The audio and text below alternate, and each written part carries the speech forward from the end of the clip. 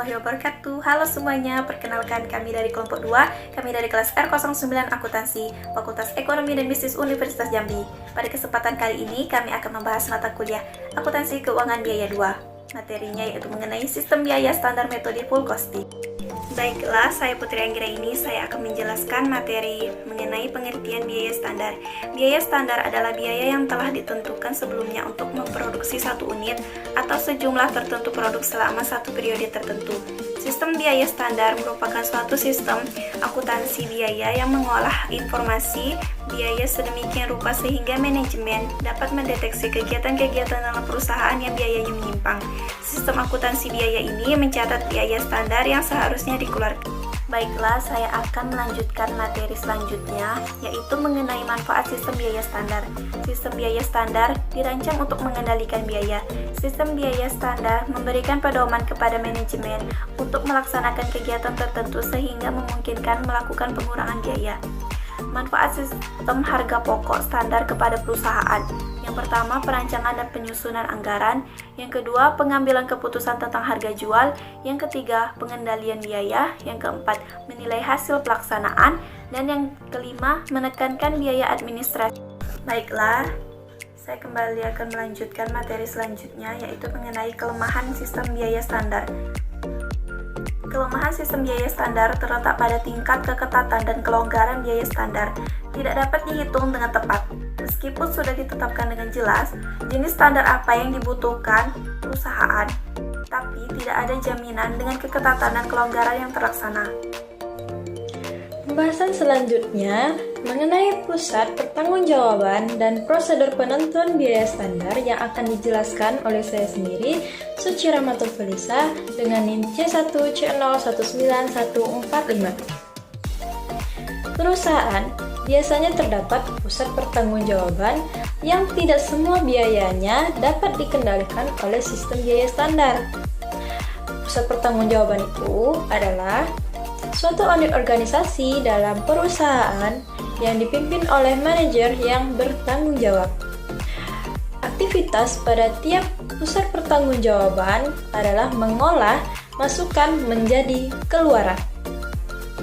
Artinya, jika masukan suatu pusat pertanggungjawaban dikalikan dengan harga, maka akan diperoleh biaya. Sedangkan jika keluarannya dikalikan dengan harganya, maka akan diperoleh pendapatan pada pusat pertanggungjawaban tersebut. Berdasarkan atas masukan dan keluarannya, pusat pertanggungjawaban di dalam perusahaan dibagi menjadi 4 unsur. Yang pertama, pusat biaya. Yang kedua, pusat pendapatan. Yang ketiga, laba. Dan yang terakhir, pusat investasi. Mari kita bahas satu persatu. Masuk pada bagian yang pertama, yaitu pusat biaya atau yang disebut dengan expense center. Expense center ini pusat pertanggungjawaban yang mana prestasi manajernya diukur berdasarkan masukannya. Pusat biaya ini dibagi lagi berdasarkan sifatnya, yaitu menjadi 2. A generic expense center yang disebut dengan pusat biaya yang sebagian besar biaya yang masukan dan keluarannya mempunyai hubungan yang erat dan nyata. Kemudian discretionary expense center, yaitu pusat biaya yang sebagian besar biaya yang antara masukan dan keluarannya tidak memiliki hubungan yang erat dan nyata. Lanjut, yang kedua, pusat pendapatan. Pusat pendapatan ini adalah pusat pertanggungjawaban yang prestasi manajernya diukur berdasarkan keluarannya. Kemudian ada pusat laba, yaitu pusat pertanggungjawaban yang prestasi manajernya diukur berdasarkan selisih antara keluaran dan masukan. Dan yang terakhir, pusat investasi, yaitu pusat pertanggungjawaban yang prestasi manajernya diukur berdasarkan perbandingan antara laba yang diinvestasikan di dalam pusat pertanggungjawaban tersebut. Masuk pada poin selanjutnya, yaitu penentuan biaya standar. Penentuan biaya standar ini dibagi menjadi 3 bagian. Yang pertama kita bahas biaya bahan baku standar, yaitu yang terdiri dari masukan fisik yang digunakan untuk memproduksi keluaran fisik yang disebut dengan kuantitas standar. Kemudian ada harga persatuan fisik yang disebut dengan harga standar. Harga standar ini biasanya digunakan untuk memeriksa pelaksanaan departemen pembelian yang kemudian mengukur akibat kenaikan atau penurunan terhadap laba perusahaan. Yang pada umumnya, harga standar ini ditentukan pada akhir tahun dan dapat digunakan untuk tahun setelahnya. Yang kedua, biaya tenaga kerja standar. Biaya tenaga kerja standar ini terdiri dari 2 bagian, yaitu jam kerja tenaga standar, kemudian tarif upah standar. Jam tenaga kerja standar ini yaitu ditentukan dengan memperhitungkan kelonggaran waktu untuk istirahat. Penundaan kerja yang tidak bisa dihindari seperti menunggu bahan baku, reparasi dan pemeliharaan mesin, dan faktor kelelahan kerja. Keduanya ada tarif upah standar. Tarif upah standar itu menentukan yang memerlukan pengetahuan mengenai aktivitas yang dijalankan, tingkat kecepatan tenaga kerja, dan rata-rata tarif upah per jam yang diperkirakan akan dibayar. Biaya overhead pabrik standar itu adalah bagian ketiga.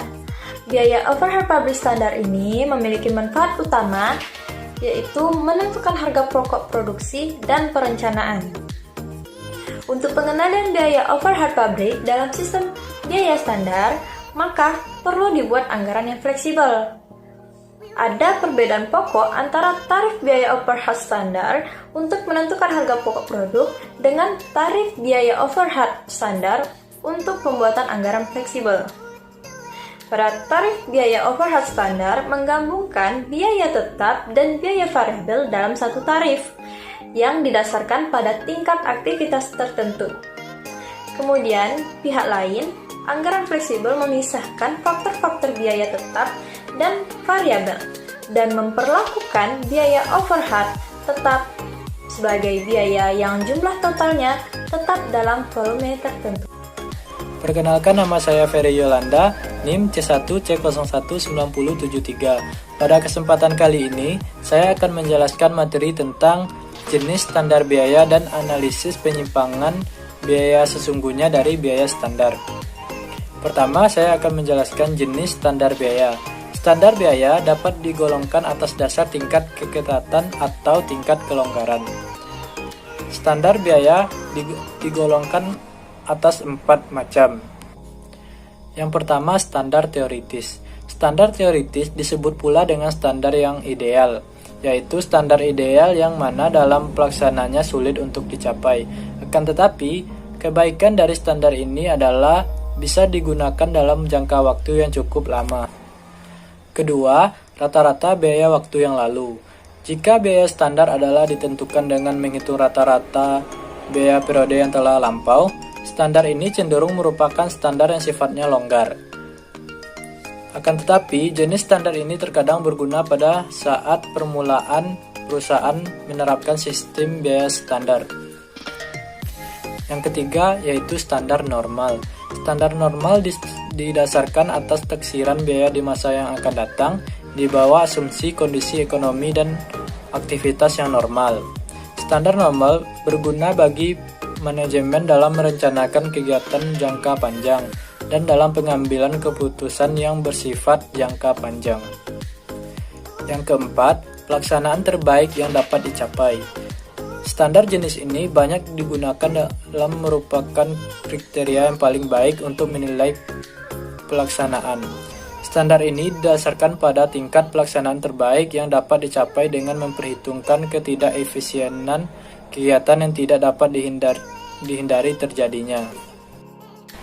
Selanjutnya saya akan menjelaskan materi kedua, yaitu tentang analisis penyimpangan biaya sesungguhnya dari biaya standar. Menurut Mulyadi, ada 3 model analisis biaya produksi yang dapat digunakan. Yang pertama, model 1 selisih, yang kedua, model 2 selisih, dan yang ketiga, model 3 selisih. Pertama, model 1 selisih. Dalam model ini, selisih antara biaya sesungguhnya dengan biaya standar tidak dipecahkan ke dalam selisih harga dan selisih kuantitas. Jadi dalam analisis biaya produksi hanya akan dijumpai 3 selisih, yaitu selisih bahan baku, selisih biaya tenaga kerja langsung, dan selisih biaya overhead pabrik. Yang kedua yaitu model 2 selisih. Dalam model ini, selisih antara biaya sesungguhnya dengan biaya standar dipecahkan menjadi 2 macam selisih, yaitu selisih harga dan selisih kuantitas atau efisiensi. Model yang ketiga yaitu model 3 selisih. Dalam model ini, selisih antara biaya sesungguhnya dengan biaya standar dipecahkan menjadi 3 macam selisih. Pertama, selisih harga, yang kedua selisih kuantitas, dan yang ketiga selisih efisiensi. Sekian pembahasan dari saya. Materi selanjutnya akan dibahas oleh Saudari Nana. Assalamualaikum warahmatullahi wabarakatuh. Perkenalkan, nama saya Nana Sevitasari, NIM C1C019109. Baiklah, di sini saya akan menjelaskan materi mengenai analisis selisih biaya overhead pabrik dan metode biaya standar antara metode tunggal dan metode ganda. Saya akan menjelaskan materi yang pertama, yaitu analisis selisih biaya overhead pabrik. Menurut Mulyadi, ada 4 model selisih biaya overhead pabrik. Yang pertama adalah model 1 selisih. Dalam model ini, selisih biaya overhead pabrik dihitung dengan cara mengurangi biaya overhead pabrik dengan tarif standar pada kapasitas standar dengan biaya overhead pabrik yang sesungguhnya. Yang kedua yaitu model 2 selisih. Model 2 selisih ini dipecahkan menjadi 2 macam selisih. Selisih terkendali dan selisih volume. Selisih terkendali adalah perbedaan BOP sesungguhnya dengan BOP yang dianggarkan pada kapasitas standar. Sedangkan selisih volume adalah perbedaan antara biaya overhead pabrik yang dianggarkan pada jam standar dengan BOP yang dibebankan kepada produk. Yang ketiga, model 3 selisih. Model 3 selisih dipecahkan menjadi 3 selisih, yaitu selisih pengeluaran, selisih kapasitas, dan selisih efisiensi. Selisih pengeluaran adalah perbedaan BOP sesungguhnya dengan BOP yang dianggarkan pada kapasitas sesungguhnya. Sedangkan selisih efisiensi adalah tarif BOP dikali dengan selisih kapasitas standar dengan kapasitas sesungguhnya. Yang keempat, model 4 selisih. Model 4 selisih dipecah lebih lanjut menjadi 2 selisih dari metode 3 selisih, yaitu selisih efisiensi. Baiklah, materi selanjutnya yaitu mengenai metode biaya standar antara metode tunggal dan metode ganda. Yang pertama yaitu metode tunggal atau single plan. Memiliki karakteristik antara lain rekening produk dalam proses atau BDP didebit dan dikredit sebesar harga pokok standarnya. Yang kedua, selisih biaya merupakan bagian dari pembukuan, yang berarti setiap selisih biaya dibuatkan rekening tersendiri. Adapun dalam metode single plan ada pencatatan bahan baku, pencatatan biaya tenaga kerja langsung, dan pencatatan biaya overhead pabrik. Pencatatan biaya bahan baku terdiri dari 3, yaitu selisih harga bahan baku dicatat pada saat bahan baku dibeli, selisih harga bahan baku dicatat pada saat bahan baku dipakai, dan selisih harga bahan baku dicatat pada saat bahan baku dibeli dan dipakai. Yang kedua yaitu ada pencatatan biaya tenaga kerja langsung. Pencatatan biaya tenaga kerja langsung dilakukan melalui 3 tahap. Tahap yang pertama yaitu pencatatan utang upah langsung, yang kedua pencatatan distribusi upah langsung, dan yang ketiga pencatatan pembayaran upah langsung. Yang ketiga yaitu pencatatan biaya overhead pabrik. Pencatatan biaya overhead pabrik dilakukan menjadi 3 metode analisis, yaitu metode 2 selisih, metode 3 selisih, dan metode 4 selisih. Metode yang kedua adalah metode ganda atau patrial plan yang memiliki karakteristik antara lain rekening barang dalam proses didebit dengan biaya sesungguhnya dan dikredit dengan biaya standar. Dalam metode ini, persediaan bahan baku dicatat pada biaya aktual dan persediaan produk jadi dicatat pada harga pokok standar. Yang kedua, selisih biaya sesungguhnya dari biaya standar dihitung pada akhir periode akuntansi. Yang ketiga, selisih biaya sesungguhnya dari biaya standar adalah jumlah total perbedaan antara biaya standar dan biaya aktual. Materi selanjutnya akan dijelaskan oleh Yunita Pratiwi.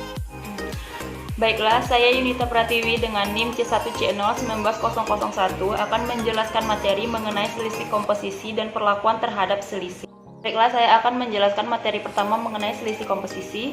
Bahan baku yang digunakan oleh perusahaan seringkali terdiri atas berbagai macam jenis dan mutu. Dalam beberapa perusahaan, seringkali terdapat kemungkinan untuk mengubah komposisi bahan baku yang dipakai dengan tujuan untuk mengurangi biaya dengan mutu dan kuantitas hasil produk yang tetap memuaskan. Dalam perusahaan semacam ini, manajemen memerlukan selisih komposisi dan hasil bahan baku. Baiklah, selanjutnya saya akan menjelaskan mengenai selisih komposisi bahan baku.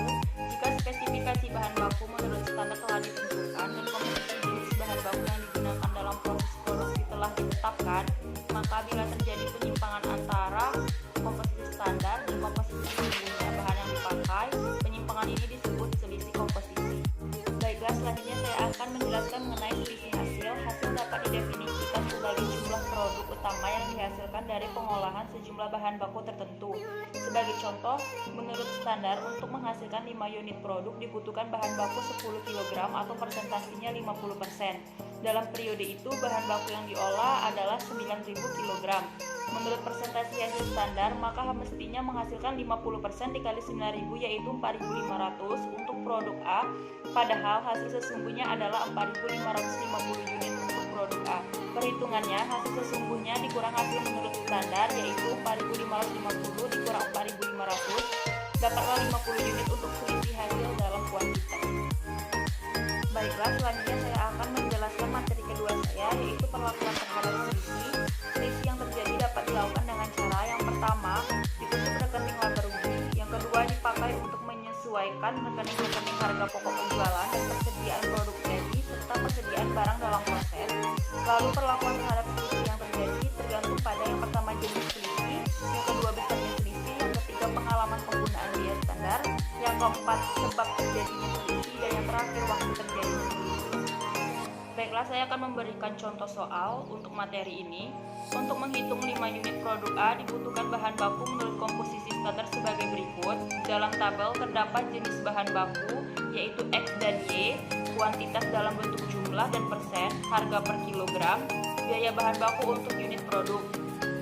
Kuantitas untuk jumlah X 6 kg, Y 4 kg, kuantitas untuk persen X 60% dan Y 40%, harga per kilogram X Rp15 dan Y Rp20, biaya bahan baku untuk unit produk X 90 dan Y 80. Baiklah, sekian presentasi dari kelompok kami. Jika terdapat kesalahan dalam perkataan, kami minta maaf. Kami akhiri, wabillahi taufiq wal hidayah. Wassalamualaikum warahmatullahi wabarakatuh.